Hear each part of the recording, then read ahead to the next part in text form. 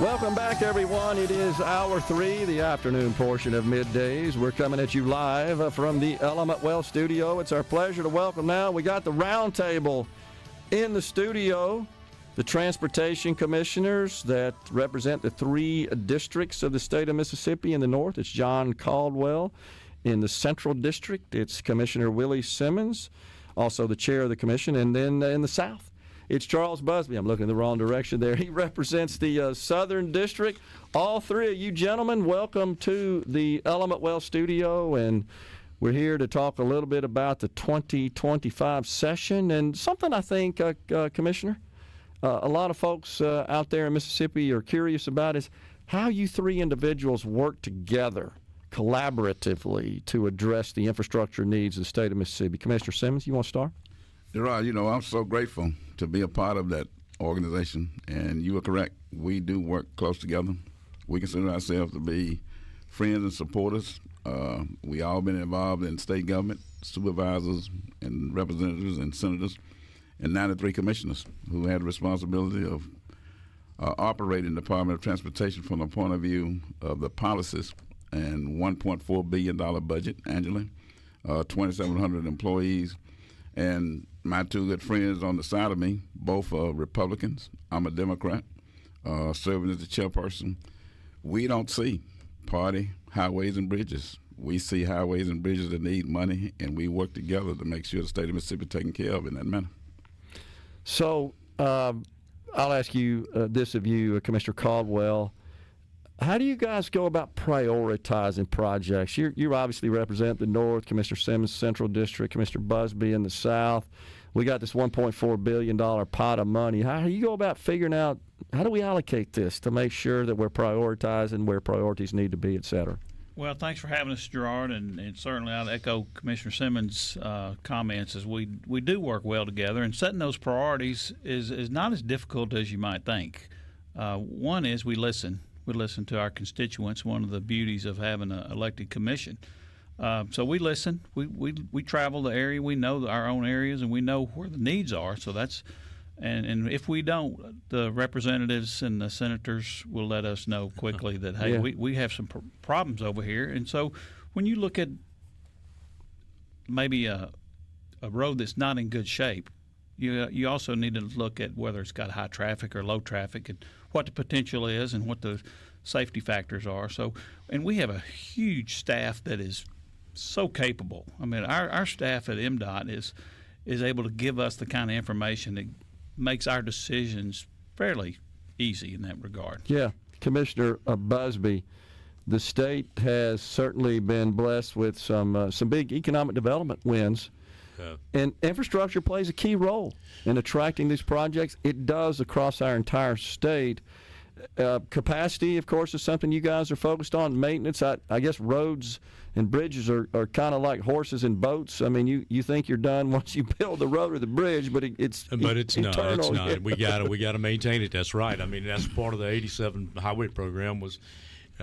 Built a lot of great roads, but not a lot of money for maintaining those. And before we go much farther on the show, we had an opportunity last week where we had winter weather down on the Gulf Coast, and I want to say thank you to Commissioner Caldwell for sending the snow plows down to the Gulf Coast. And we never thought that we'd ever see the day where we would need snow plows on the Gulf Coast and they wouldn't need them up in the northern part of the state. So thank you for allowing us to borrow those. We really needed them. They really came in handy. And I would shout out to my crews down in District 7, District 6 for the way they handled that. Great job, guys. I really appreciate all you did. Yeah.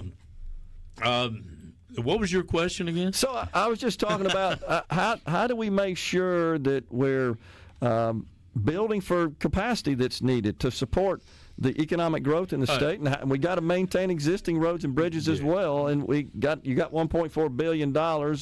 We've got a fuel tax, as you guys talk about all the time, that's been stuck in neutral since 1987. That's right, and it's time to update that. And I think everybody recognizes that. I think our legislature recognizes that. By virtue of the fact that over the past 2 or 3 years, we've been able to give one-time monies to start these programs back. So if they didn't recognize that we had this issue, we wouldn't have gotten that money then. So as we move forward, it's important to show that our state is committed to those things with recurring funds, so that the feds don't interrupt what they're doing for us. We have programs where we help LPAs, cities, municipalities, counties on projects, and we make certain that those municipalities and those counties have the monies to pay their part of those projects before we commit our dollars to those projects. And the same is true at our level with the feds. The feds make sure that we have the dollars to put towards those projects before they commit their monies to us. So if they see that we're not committing the monies, then they'll hold back the funds as well. Executive Director White, Commissioner Simmons, as you know, talks about this all the time, that we're losing out on opportunities to tap additional funds because, and I may be describing it incorrectly, but we've got to essentially prove to the federal grant decision makers that we have the means and the recurring revenue coming into the state at the state level to maintain whatever infrastructure is built with those funds. Let me say, Brad White, you mentioned Brad White, and we are very fortunate to have been able to steal him from Governor Reeves and bring him over as our CEO. He has been phenomenal. So thanks, Brad, for your leadership of the 2,700 employees. But you're correct. It's kind of like the old statement, he who fails to plan, plans to fail. And the federal government requires us to have a planning program in place to show where we have the monies to do projects and complete projects. And as a result of that, they are very supportive. Our budget is like 51% Fed, 49% or so state funding. So we need dollars that we can plan with and show the feds that the state of Mississippi is investing in the future and willing to invest that money. We spend our money, and then we get reimbursed from the federal government. So it's a good partnership. We've been very fortunate to have good leadership in our congressional leadership who support various programs, and we have been able to get discretionary grants from the Secretary of Transportation through the various raised grants and other pots that put money into the state. But we truly need recurring dollars, as Commissioner Busby indicated, and that's where the legislature is so important. We are not the Ways and Means maker. It is the legislature who's had the responsibility, and we are very impressed and pleased to see now the legislature discussing through House Bill 1 the possibility of giving us recurring money, which has never occurred since in a big way since 1987.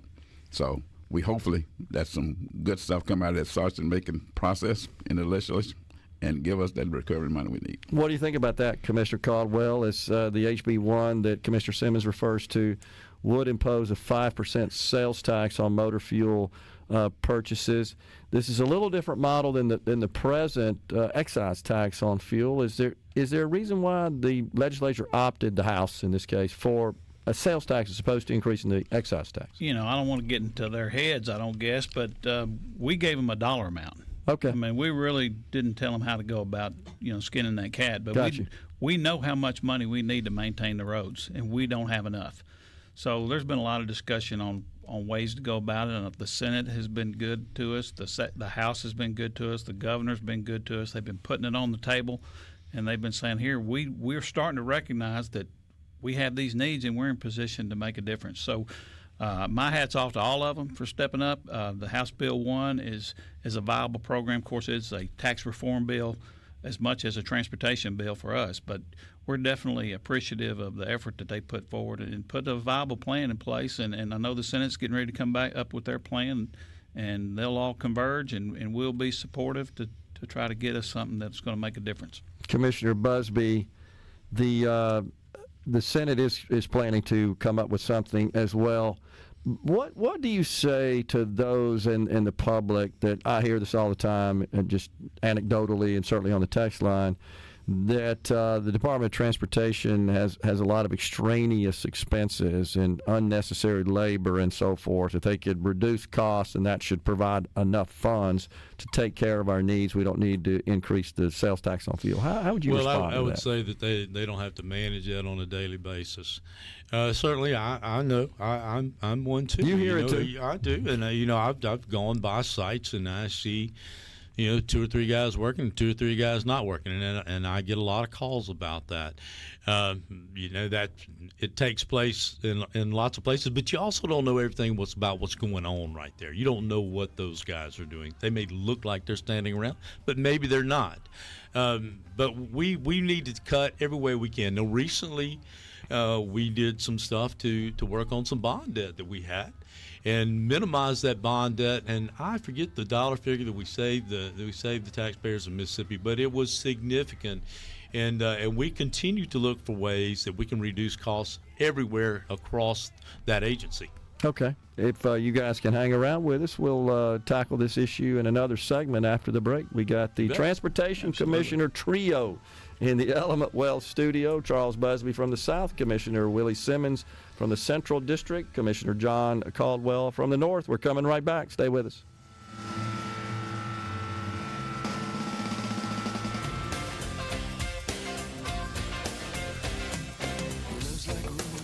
We're back with you in the Element Wealth studio. It's our pleasure to have the 3 transportation commissioners for the great state of Mississippi, John Caldwell in the North, Commissioner Willie Simmons, the Central District Commissioner, and then, of course, in the South District, it is Commissioner Charles Busby. So we were talking before we went to break, Commissioner Busby, about this rather sweeping tax reform bill, HB 1. The Speaker of the House, Jason White, a huge proponent of this legislation, a champion, a sponsor of it, as well as House Ways and Means Committee Chairman Trey Lamar. The governor, of course, would like to see this done as well.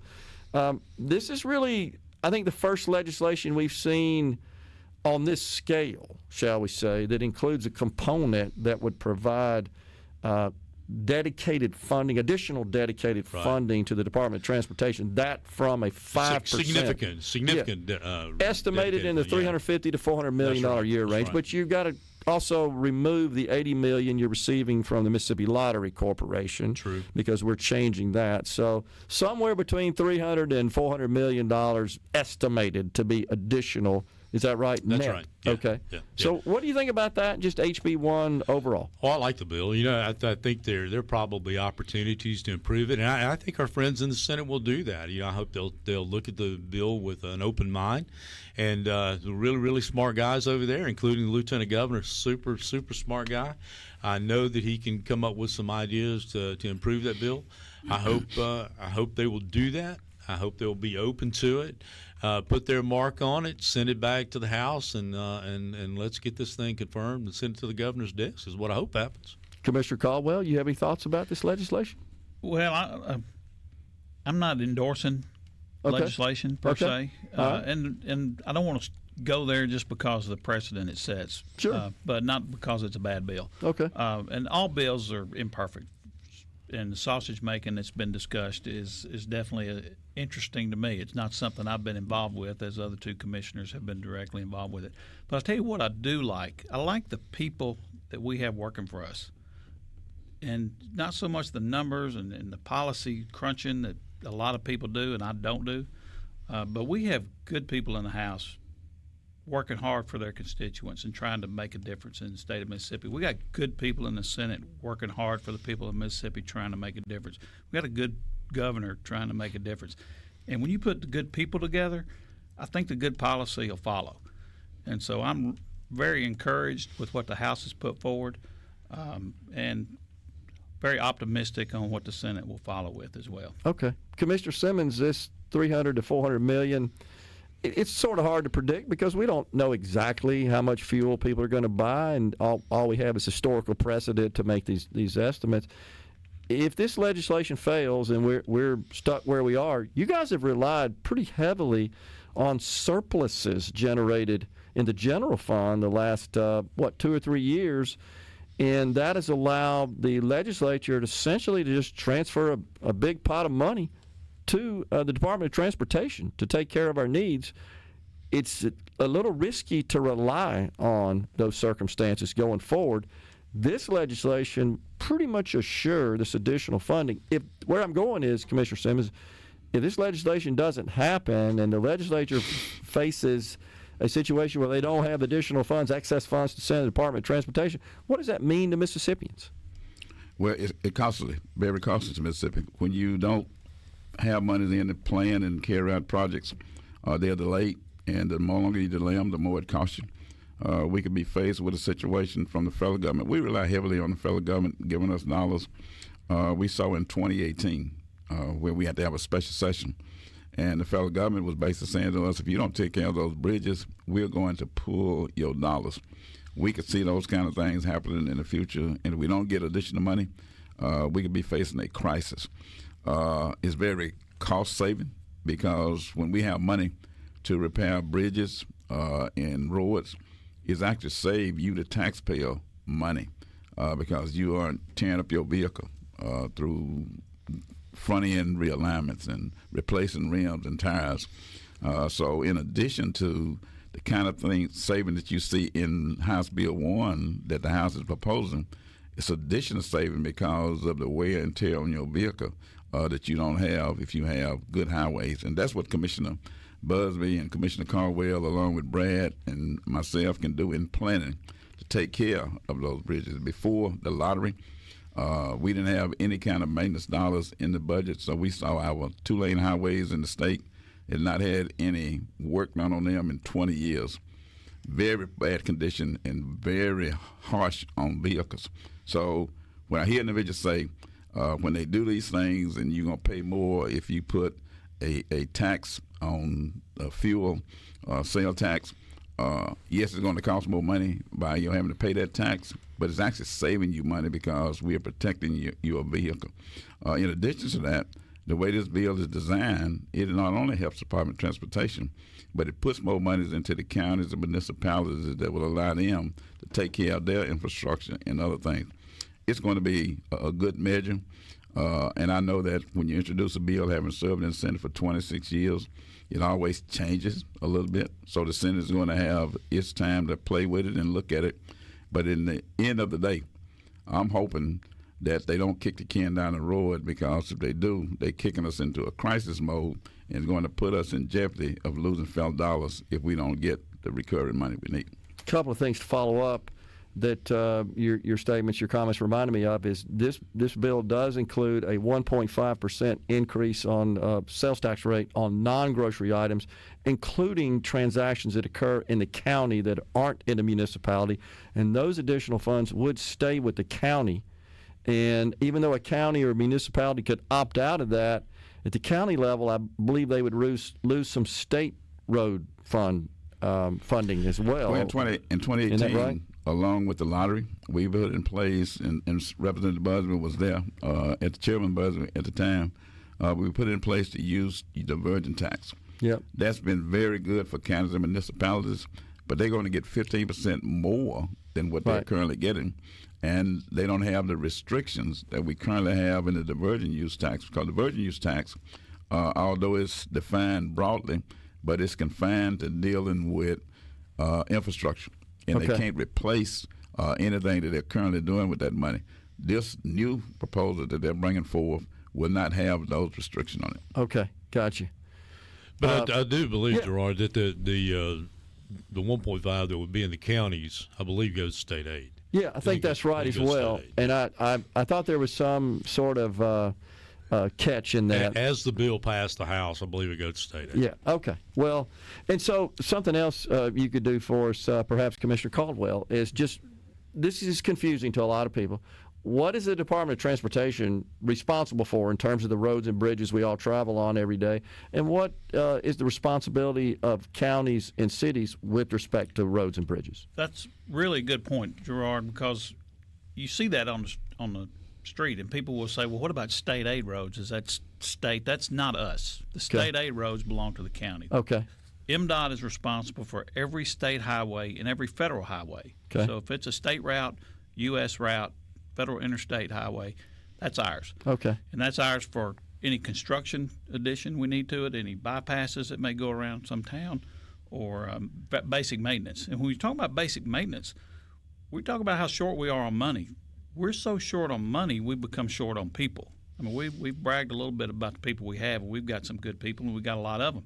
But we had one county, Monroe County in particular, went from April to August one year with 0 employees. Zero. I have probably 33% of what I need in several counties. And when you get a couple of counties side by side and one's got 2 people and another one's got 2 people, you don't even have enough to borrow to do flagging, to do basic maintenance of fixing a pothole safely. And so we've got some real challenges, and part of it, it's all about money. And so that's why when we talk about helping us, we're going asking for money, but there's a reason for it, because we know how short we are and we know what it takes to get our roads in better shape. Yeah. Those 18-wheelers carrying our cargo, they don't unload when they get off state highway. They don't unload their cargo. They continue to travel on county roads and municipal cities, streets. So we need good infrastructure, holistic, from one end of the state to the next. And so I think the point is, Commissioner Simmons, is that this additional sales tax that would be dedicated to state roads or county roads, I should say, in the county, and then the municipalities get more money as well, that they can take care of their infrastructure. Because if you look at the income and expense statement of a city or a county, infrastructure, roads and bridges is top of the list, is it not, as far as their expense model? A good example is the ERBF program in 2018 also. In addition to the divergent use tax and the lottery, we put in the ERBF $250 million bond bill. And that year when we received applications from the cities and municipalities, it wasn't $250 million they needed, over $1.some billion. So money is needed at every level. Gotcha. Commissioners, really appreciate you guys joining us today. Insightful conversation. Thanks for what you do for the state of Mississippi. Thanks for having us on. Appreciate it. Thank you, Gerard. Thank We're my coming colleagues. right back. You bet. We're coming right back in the Element Wealth studio.